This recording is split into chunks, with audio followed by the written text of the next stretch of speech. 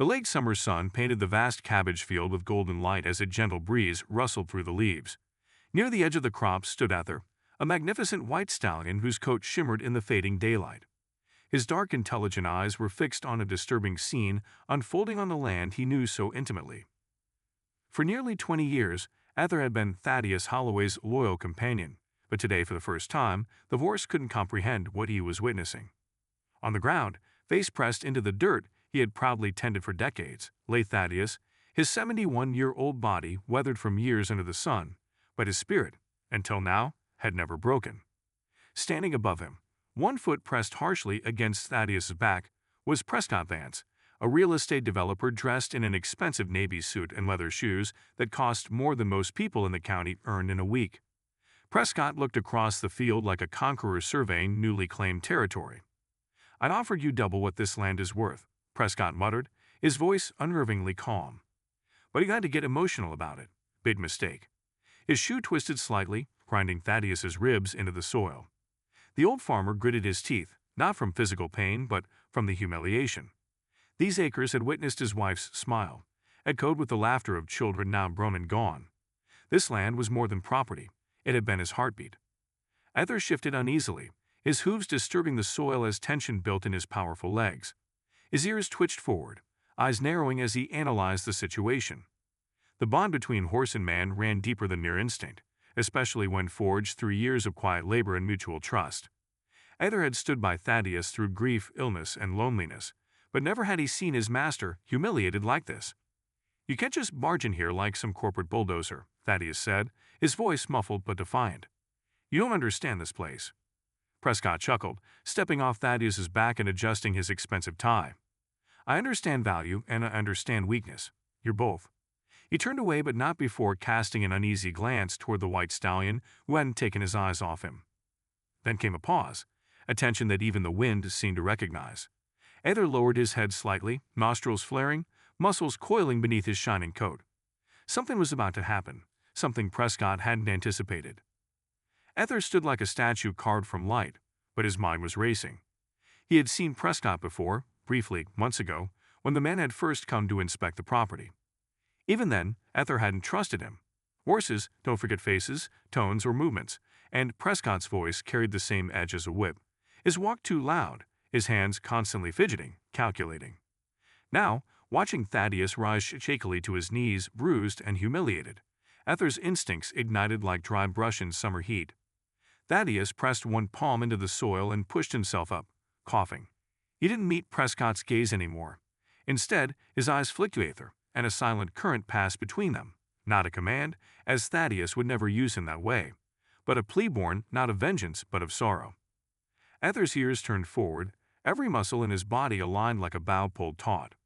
Prescott, still dusting dirt from his sleeve, turned back around, smirking. "What's with the horse?" he said with a dismissive scoff. "Is this where it gets sentimental?" He took a step closer to Thaddeus, towering over him. "You should be thanking me. I'm going to turn this dump into something useful. Condos, a golf course maybe. People with real money will finally have a reason to come here." Thaddeus's chest tightened, not from pain but from the sting of hearing his life's work reduced to nothing more than an investment opportunity. His breath shook as he replied, "This land raised 3 kids, buried my wife, fed half this county. You don't see value, Prescott, you see leverage." The younger man chuckled darkly. "I've got plenty of that." Then came a sound, soft but sharp, a single scrape of hoof on soil. Prescott glanced toward Ether, narrowing his eyes. "You better keep that beast in line," he warned, suddenly unsure of his footing. But Thaddeus didn't speak. Ether had already taken 3 slow steps forward, nostrils flaring, head low.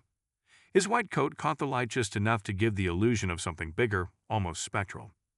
Prescott backed up instinctively, his polished shoes catching on the uneven ground. "Easy, horse," he muttered, trying to mask his nerves with sarcasm. But Ether didn't stop. His breath puffed visibly in the air, and his ears pinned flat against his skull, a signal few people understood but no horseman would ignore. Prescott wasn't a horseman, and at that moment it was clear he was no longer in control. Prescott stumbled backward, trying to keep his balance as Ether advanced. The stallion's hooves thudded against the dirt with deliberate weight, each step measured, controlled. His snow-white coat glistened with sweat and caught the dimming sunlight in a way that made him almost glow. But it wasn't his beauty that held Prescott in place. It was the intensity in his eyes. Ether didn't charge or rear. He simply walked, as if daring the man to stay still long enough to understand what was about to happen. "Back off," Prescott snapped, raising one hand as if to push the horse away. "He's crazy. You trained him to attack people," he shouted toward Thaddeus, his voice cracking. But Thaddeus remained silent, still kneeling. He watched with a strange calm in his eyes, not satisfaction, as Thaddeus was never one to revel in fear, but there was something righteous in seeing the land defend itself. Ether wasn't violent. He was loyal, and Prescott had crossed a line. Ether stopped just inches from Prescott's chest, his breath hot and steady against the man's shirt. For a second, everything was still: birds, wind, even the leaves seemed frozen in time. Then Ether did something unexpected. He raised his head slightly and snorted hard, spraying Prescott's perfectly pressed shirt with warm breath and flecks of moisture. The gesture wasn't aggressive. It was a warning, one final chance to walk away with what little dignity remained. Prescott flinched and stepped back again, his heel catching a loose clump of earth. He lost balance and dropped to the ground, landing on his hands with a grunt. The power suit, the polished shoes, the smug demeanor, it all crumbled in that instant. For the first time, Thaddeus saw not a mogul, but a man out of his element, flailing and afraid. Ether stood over him like a sentinel, unmoving, his expression unreadable, but commanding. "You don't belong here," Thaddeus said quietly, finally standing with effort. He dusted his hands and looked down at Prescott, who now sat in the dirt he had once disrespected. "You thought ownership was power, but this land has a way of reminding folks where they really stand." Prescott looked up, red-faced, chest heaving. For a man who prided himself on control, the loss of it was unbearable. But worse than the fall, worse than the humiliation, was the realization that something ancient, something he couldn't quantify or dominate, had just stood in judgment of him, and won. The air remained heavy as Prescott sat in the dirt, hands trembling, face flushed with a mixture of fear and disbelief. He looked up at Ether as though the animal was something out of a dream or a nightmare. But Ether didn't move. He stood firm, guarding Thaddeus, not out of rage but out of loyalty, a bond forged over years of quiet mornings, shared solitude, and mutual resilience. There was no violence in him, only purpose. Thaddeus turned his back to Prescott and looked out across his field. It wasn't as fertile as it used to be. The soil had thinned, the rain hadn't come as it should, but it was still his. Not by deed, not by law, but by memory, by blood. He had buried his wife under the old oak tree past the ridge, the same tree where she used to sit and read while the children played in the fields. That tree wasn't marked on any survey, but it was sacred, and now men like Prescott wanted to erase it all. Prescott finally stood, brushing dirt off his knees, still visibly shaken. He opened his mouth to say something, maybe an insult, maybe a threat, but stopped when Thaddeus turned toward him again. There was no anger in the old farmer's expression, just sorrow, and something deeper, something Prescott couldn't name. It made him uncomfortable in a way that wealth couldn't protect him from. "You think this is about money," Thaddeus said, his voice calm but steady. "It's not. It never was. You see a dying farm. I see a life lived, a love that grew here, children who took their first steps in that barn, a promise I made to a woman I still dream about every night." His eyes moistened, but he didn't look away. "You can bulldoze every inch of this place, but you'll never own what it means." For the first time, Prescott didn't reply. The usual arrogance was gone, if only for a moment. He glanced again at Ether, who had now lowered his head slightly but hadn't taken his eyes off him. Something about the animal unnerved him more than any man ever had. It wasn't just the size. It was the certainty of the presence, and deep down, a whisper of guilt began to form, quiet but unmistakable. Thaddeus didn't expect mercy, but as he looked toward the horizon and saw the sun begin to slip behind the trees, he felt something shift, not in Prescott, but in himself. He wasn't going to give up, not yet. Something was coming, and the land wasn't finished telling its story. That night after the confrontation, Thaddeus sat alone on the porch of his weathered farmhouse. The sky was a blanket of stars, the kind you could only see away from city lights.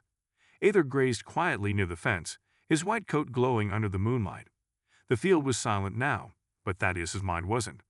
He replayed Prescott's words over and over, trying to understand why this man had been so determined to own this specific piece of land. Inside the house, everything smelled of cedar and old tobacco. The floor creaked under Thaddeus's boots as he walked back into the parlor where he and his wife had once danced, just them and the radio.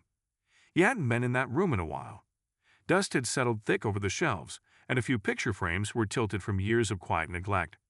He knelt by the fireplace, more out of habit than reason, and reached behind the old woodpile where he'd hidden letters from years past.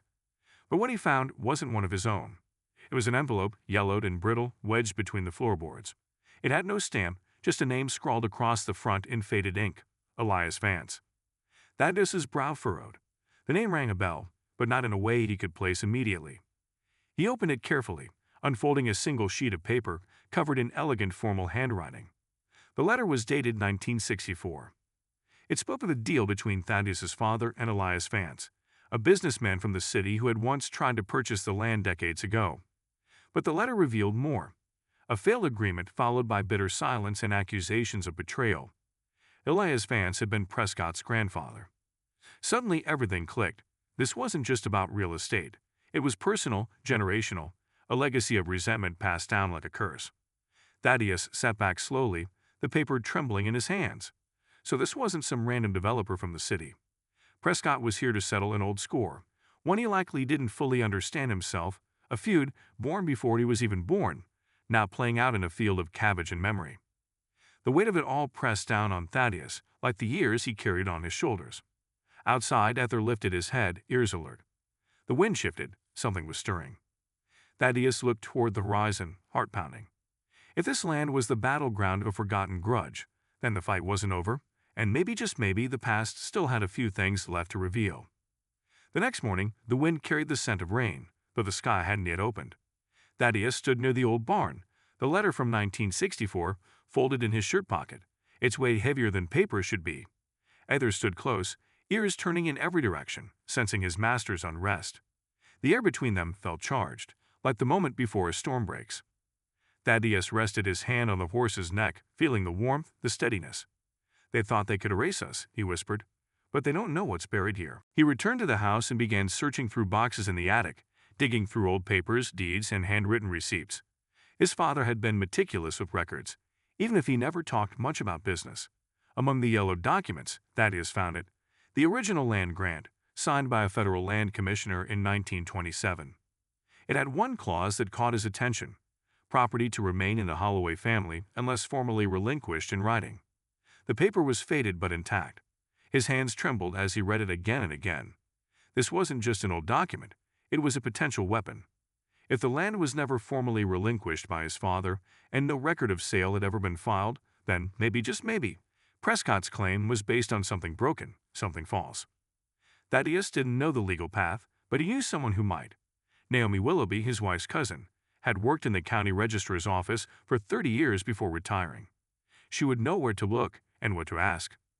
But Thaddeus also knew that time was short. Prescott would be back. Men like him didn't leave unfinished business, especially when ego was involved. The humiliation of being knocked down in front of a horse had likely only fed his fury. Thaddeus stepped outside and looked across the land. The same land his grandfather had cleared with his own hands, the same soil where generations of Holloways have lived, loved, and died. Now it was at the heart of a family feud disguised as a real estate deal. Ether stood at the edge of the pasture, his head high, eyes scanning the distance. Thaddeus walked to him and laid a hand on his strong back. "We've still got fight left, don't we, boy?" The stallion didn't move, but his presence was answer enough. Whatever came next, they'd face it together. Weeks passed, and the court officially ruled in Thaddeus's favor. The land, once thought lost, was restored to the Holloway name with full title. It didn't come with fanfare or celebration, just a quiet letter in the mail and a handwritten note from the judge. Some things aren't meant to be owned, just honored. Thaddeus held the paper in his hands for a long time before placing it in a small wooden box beside his wife's wedding ring. Prescott kept his word. He dropped the case, removed his claim, and sent a formal apology to the town of Willow Creek, which Naomi read aloud during a community meeting at the church. "I came here seeking to win," it said, "but I left understanding what it means to belong." He never returned after that final walk through the fields. Some said he went back to the city. Others whispered he bought a smaller plot out west and started over with a few horses of his own. But Thaddeus didn't need to know. Some stories are better left to grow quietly elsewhere. Thaddeus spent his mornings the same as before, rising before sunrise, tending to the soil, talking softly to Ether while the mist still clung to the earth. But something had changed in him. The fight hadn't just saved his land, It had reminded him of who he was, of what his family had built, and most importantly, of what still lived on beneath his feet. Not just crops, but memory, commitment, love. He reopened the barn's south wing, the one that had been closed since his wife passed, cleaned it out, repaired the roof. By the end of spring, a local teacher had partnered with him to bring children from the town for weekend visits to learn about farming, about animals, about the value of slowing down and listening to the land. Ether became the star of these visits, gentle, regal, wise in a way only animals can be. He carried children on his back just as he had carried Thaddeus through grief. One evening, Thaddeus sat on the porch, a breeze lifting the scent of honeysuckle through the air. A boy from town had asked him earlier what made this land so special. Thaddeus had smiled, pointed to the fields, and said, "Because everything I've ever loved either came from this earth or returned to it." The wind whispered through the trees, and somewhere in the distance, the old oak swayed, not from the breeze, but from something deeper, something that still lived in the soil.